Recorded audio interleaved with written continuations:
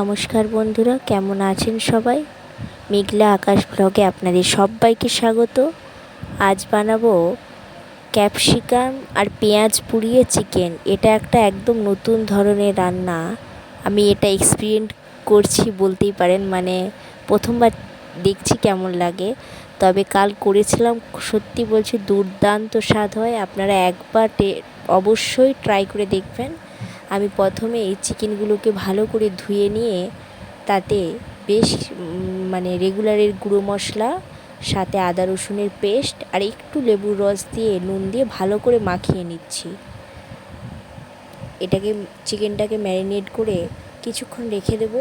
এতে করে চিকেনের মশলাগুলো খুব সুন্দরভাবে চিকেনের সাথে মিশে যাবে আর চিকেনটা খেতেও ভালো লাগবে। আসলে দেখুন না, আমার ফ্রিজটা খারাপ হয়ে গেছে, মাথার যন্ত্রণার শেষ নেই। একের পর এক খারাপ হতেই চলছে। একবার ফ্রিজ হলো, আজ পরশু দিনে হয়েছিল ফ্রিজ খারাপ, কাল হয়েছে আবার মিক্সারের বাটিগুলো সব খারাপ হয়ে গেছে। ওই যে বলে না, যখন হয় তো সব একসাথেই হয়, কি আর করা যাবে। সে যা হয়েছে হয়েছে। আমি মাংসটা খুব ভালো করে মশলার সাথে মেখে নিলাম। আপনারা রান্নাটা দেখতে থাকুন। আজ কয়েকটা কথা আপনাদের সাথে শেয়ার করতে চাই। এখন সম্প্রতি ফোনের প্রতি একটা আসক্তি বাচ্চা থেকে বুড়ো সকলেরই আছে। এটা একদমই কম নয়, বরং অতিরিক্ত, বেশির থেকেও অতিরিক্ত। তো বাচ্চাদের ফোনের প্রতি প্রচণ্ড নেশা। শুধু বাচ্চা নয়, বুড়োদেরও এখন খুব নেশা। যাই হোক, সেটা পরের কথা, আসছি। তো এই নেশা বা আসক্তি আমরা কিভাবে কমাতে পারি বা কিভাবে আমাদের বাচ্চাদেরকে ফোন থেকে দূরে রাখতে পারি, আমরা বেশ কিছু ট্রিক্স অ্যাপ্লাই করতেই পারি। আপনারা সম্প্রতি হয়তো শুনে থাকবেন মহারাষ্ট্রের একটি ঘটনা। একটি 18 বছরের ছেলে একটা ফোনের জন্য সে তো নিজে মরলই, সাথে তার পুরো ফ্যামিলি একসাথেই মারা গেল, পুরো ফ্যামিলিটাই শেষ হয়ে গেল। তো আমরা বাচ্চাদেরকে সবসময় এমন একটা পরিস্থিতিতে রাখবো যাতে বাচ্চারা মা বাবার কষ্ট বোঝে। বাচ্চাদের হয়তো আপনার কাছে অনেক টাকা পয়সা আছে, আপনার ক্ষমতা আছে দেওয়ার মতন বাচ্চাকে, কিন্তু আমি বলবো তবুও সবসময় প্রয়োজনের থেকে অতিরিক্ত দেওয়ার দরকার নেই।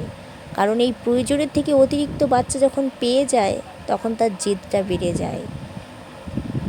তাই ফোন থেকে বাচ্চাদেরকে দূরে রাখার সবচেয়ে বড় উপায় হলো বাচ্চাদেরকে অন্য কিছুতে ব্যস্ত রাখতে হবে। যেমন ধরুন, বিভিন্ন ধরনের খেলনা বা বিভিন্ন ধরনের কাজ বলতে যেমন বাড়িতে টুকটাক ছোটোখাটো যে কাজগুলো হয়, যেগুলো একটা বাচ্চা করতে পারে বা করার মতন ক্ষমতা আছে তার, সেই রকম কাজে ব্যস্ত রাখা। বা ধরুন কিছু লিখতে দিয়ে দিলাম, কিছু কালার্স দিয়ে দিলাম, সেগুলো সে একটু বসে বসে করলো।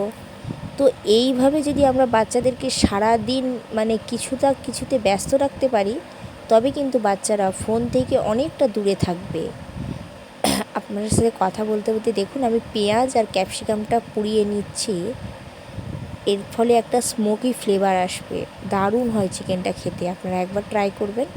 আচ্ছা, যেটা বলছিলাম, তো আমরা বিভিন্নভাবে বাচ্চাদেরকে কিন্তু ফোন থেকে সরিয়ে রাখতে পারি। অবশ্যই চেষ্টা করলে সেটা সম্ভব, এমন নয় যে সম্ভব নয়। আর দ্বিতীয়ত, যেসব মায়েরা এখন বাচ্চাদেরকে সঙ্গে নিয়ে এই রিলস ভিডিও করছে বা বিভিন্ন ধরনের ভিডিও করে সেগুলো সোশ্যাল মিডিয়ার বিভিন্ন জায়গায় ছাড়ছে, যেমন ইউটিউব, ইনস্টাগ্রাম, ফেসবুক, সামান্য কিছু ভিউয়ার্সের আশায়। তো আমি তাদের ক্ষেত্রে বলবো, আপনি নিজে ভিডিও করছেন, ঠিক আছে, আপনার সেটা হয়তো পার্সোনালি ভালো লাগে বা শখ, একদম ঠিক আছে, কিন্তু তার এটা নয় একটা ছোট বাচ্চাকে আপনি যখন ভিডিওর সামনে দাঁড় করাচ্ছেন, আপনি যখন নিজে এক্সপ্রেশানগুলো তাকে বলে দিচ্ছেন বা আপনি যেটা করছেন সেও আপনাকে দেখে ফলো করে করছে, তার এর প্রতি একটা আসক্তি বাড়ছে। এর ফলে কি হবে বলুন তো? আপনি ফোন দিন পরবর্তীকালে বা নাই দিন, ও জেদ করে যে করে হোক একটা ফোন নিয়ে নিজে থেকে এই ভিডিওগুলো করতে শুরু করে দেবে। তখন আপনি চাইলেও তাকে আর থামাতে পারবেন না।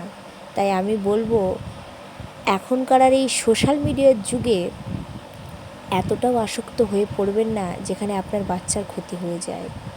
দেখুন, আমার কথা বলতে বলতে রান্নাটাও মানে একটু একটু করে এগিয়ে নিয়েছি। আমি যেই পেঁয়াজগুলো পুড়িয়েছিলাম ওর সাথে কিছু রসুনকে, গোটা রসুনগুলোকেও পুড়িয়ে নিতাম, কিন্তু ওই জালিটাই হচ্ছিল না, পড়ে যাচ্ছিলো। তো এই জন্য রসুনগুলো ভেজে এর সাথে একটু কাজু বাদাম নিয়েছি কয়েকটা, পোড়া পেঁয়াজ, সাথে রেগুলারের যে গুঁড়ো মশলা থাকে সেগুলো দিয়ে দিয়েছি। আর এদিকে ফোড়নে একটু গরম মশলা দিয়ে আমি চিকেনটা ভেজে নিচ্ছি ভালো করে, এতে স্বাদটা কিন্তু ভালো হবে।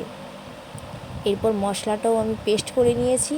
বললাম না মিক্সারের বাটিটা খারাপ হয়ে গেছে, ওই মানে মশলাটা পেস্ট করতে যাওয়ার সময় দেখছি আর ঘুরছেই না, আবার একটা নতুন মানে বড় বাটিটা বের করে তারপর পেস্ট করে নিলাম। যাই হোক, এবার খুব সুন্দর মাংসর সাথে আমি মশলাটা মিলিয়ে নেব, এতে করে মাংসটাও কষানো হয়ে যাবে আর মশলাটাও সুন্দর কষানো হয়ে যাবে।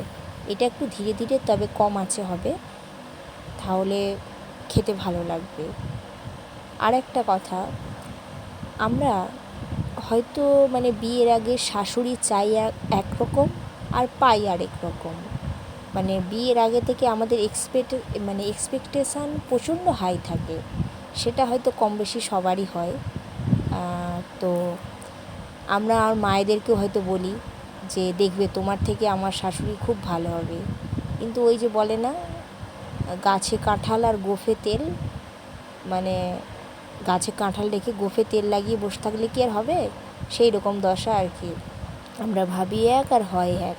আর আমার শাশুড়ির মতন তো মানুষের মানে জুড়ি মেলা ভার, ওনার কথা নাই বা বললাম, উনি সর্বের সর্বা।